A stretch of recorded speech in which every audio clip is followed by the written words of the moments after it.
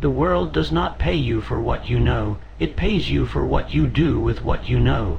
But even deeper than that, the universe yields only to the soul that has reached a state of absolute, unshakable demand.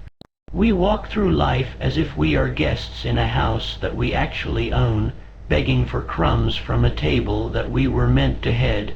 You have been told that wealth is a matter of luck, that success is a roll of the dice, or that some are simply born with a golden key in their hand.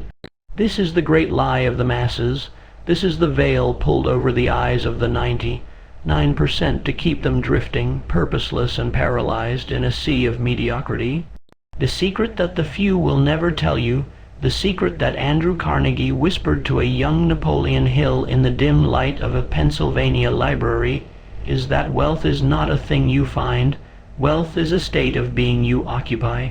It begins with an internal alchemy so potent that it turns the lead of a common wish into the gold of a burning desire. Look at the horizon of history, look at the skyline of every great city. You are not looking at steel and stone.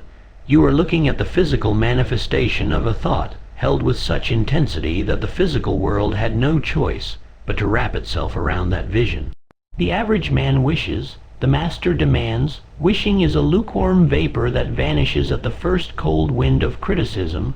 A burning desire, however, is a psychological furnace. It is what kept Thomas Edison in a laboratory for 10,000 failed experiments. He wasn't trying to invent a light bulb. He was refusing to live in a world that remained dark. He had reached a point of no return where the obsession to create a glow in the vacuum was more real to him than the darkness surrounding his workbench. This is the first gate.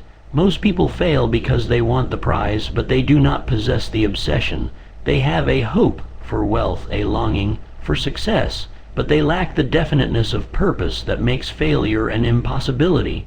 To move from the 99% into the 1%, you must first commit the ultimate act of rebellion. You must decide exactly what you want and exactly what you are willing to give in return. There is no such thing as something for nothing. The law of compensation is as fixed as the stars. If you want the harvest, you must first bleed into the soil. You must plant the seed in the dark, quiet places of your subconscious mind long before the first sprout of profit breaks the surface. Clarity is the father of power. The reason the majority of the world lives in a state of quiet desperation is that they are drifters. They are like ships without rudders, blown about by the winds of circumstance, the opinions of their neighbors, and the headlines of the day. They go to jobs they hate to buy things they don't need to impress people they don't like. All because they never sat down with a pen and a piece of paper and dared to write a contract with their own soul. Your mind is a magnetic transmitter. When you lack a definite chief aim, your signal is scattered, weak, and drowned out by the noise of the world. But when you lock onto a single, obsessive goal, you begin to attract the people, the opportunities, and the resources necessary for its fulfillment. This isn't magic, it is the fundamental law of attraction in action. You become a psychological magnet. Henry Ford didn't have the engineering degree or the capital to reinvent transport. What he had was a vision of a horseless carriage, so vivid that it pulled the necessary components out of the ether of possibility. He was a man of one idea, and that one idea was enough to change the face of the planet. But vision without discipline is merely a daydream. Once the blueprint is drawn, you must enter the temple of self-mastery. The 99% are slaves to their moods. If they feel tired, they stop. If they feel discouraged, they quit. If the world looks bleak, they fold. But the man who understands the secret knows that his emotions are servants, not masters. You must learn to command your subconscious mind through the power of autosuggestion. You must speak to yourself in the silence of the night until your nervous system believes that the wealth you seek is already in your hands. You must act as if, move as if, and think as if the victory is already won.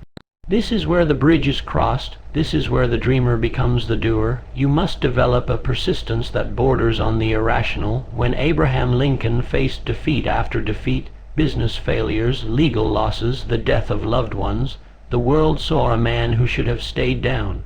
But Lincoln was tuned to a frequency that the world could not hear.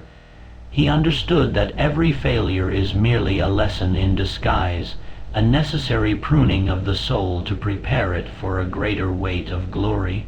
He didn't see walls, he saw hurdles. He didn't see endings, he saw transitions. The secret the 99% miss is that they stop at the first sign of no. They take the world's rejection as a final verdict. But the elite know that no is merely the starting point of the negotiation.